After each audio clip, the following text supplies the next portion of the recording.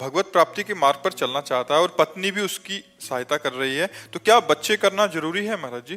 क्योंकि कई बार अगर होना होगा तो हो जाएगा, नहीं होना होगा तो कितने ऐसे दंपति हैं जो लाखों करोड़ों रुपए लगा चुके और उनके संतान नहीं हो रही। तो संतान भी एक योग होता है, आप उसके कर्ता थोड़ी हैं।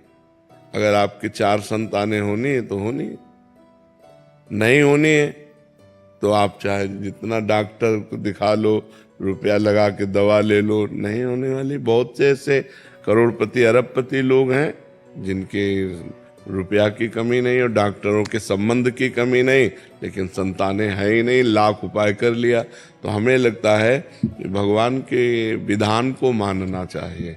अगर भगवान हो सकता है, जैसे आप भक्ति मार्ग में चल रहे हैं, आपकी पत्नी भी भक्ति मार्ग में, तो कोई महाभागवत पुत्र पैदा हो जाए, कोई राष्ट्र को प्राण समर्पित करने वाला वीर पैदा हो जाए, तो हमें निषेध नहीं करना चाहिए। अगर भगवान का विधान है कि 2 संतान उत्पन्न हो और आप उनकी सेवा करते हुए नाम जप, तो भगवान की सेवा बन जाएगी। तो हमें इस पर ज़्यादा विचार नहीं करना चाहिए कि हमें संतान करना है या नहीं करना। ये तो विधान पहले से हो गया। नहीं होना है तो तुम्हारे दोनों के मन में आ जाएगा कि अब हमें करना ही नहीं है, वो आ जाएगा, क्योंकि होना नहीं है। अगर होना है तो हो जाएगा, संतान हो जाएगा। 18 वर्ष ब्याह के बाद संतान होते। 18 वर्ष ब्याह कर किए हो गए और संतान योग बना जाके 18 वर्ष बाद। लास्ट की बहन के भी ऐसे ही था जी, सारी रिपोर्टें नॉर्मल थी दोनों की, हस्बैंड की, वाइफ की, और 18 साल बाद। हाँ, तो वही कह रहा हूँ कि 18 वर्ष बाद संतान का योग होता है। तो जब योग होता है तभी होता है, और योग नहीं होता तो फिर अपने बस की बात थोड़ी। अपने तो एक चिड़ैया नहीं बना सकते, फिर मनुष्य के एक रोम गिर जाए ना, रोम, तो हम दोबारा लगा ले सकते। फेविकोल से थोड़ी देर जोड़ दे, वो बात अलग है। तो हम संतान क्या पैदा कर पाएंगे? वो भगवान का योग होता है, अगर वो योग होगा तो है। ऐसी भावना है कि पहले भगवत प्राप्ति, बाकी जो नहीं। इसमें ये बात सोचना है कि मेरा लक्ष्य है भगवान की प्राप्ति। अब अगर भगवान की प्राप्ति संतान उत्पन्न होकर उसकी सेवा से होनी है तो भगवान उससे करवा लेंगे। बात समझना है, भगवान के ऊपर जो हम छोड़ देते हैं। देखो, भगवत प्राप्ति ऐसे नहीं होती कि ये सब छोड़ दो और भगवत प्राप्ति ऐसे करने से होती।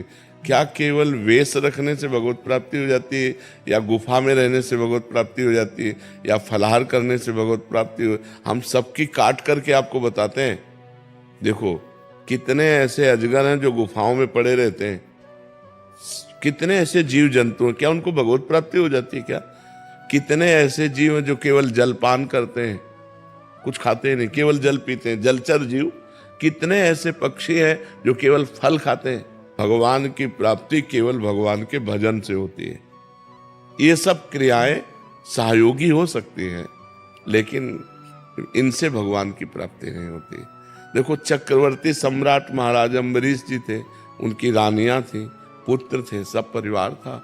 जनक जी थे, परम ज्ञानी महापुरुष थे, जिनके विरक्त शिष्य श्री सुखदेव जी महाराज शिष्य बने। वो गृहस्थ में रहते हुए जनक जी कितने बड़े महापुरुष हुए। तो हमें लगता है कि हमें इस भगवान से प्रार्थना करनी चाहिए कि आप जिसमें खुश हो वही आचरण मेरे से हो। अगर संतान उत्पन्न हो करके उसके पालन पोषण में आप खुश हो तो आप ऐसा करवा दो, और अगर नहीं खुश हो तो आप बिल्कुल मत करवाओ। हे नाथ, मेरे जीवन का लक्ष्य है आपकी प्राप्ति।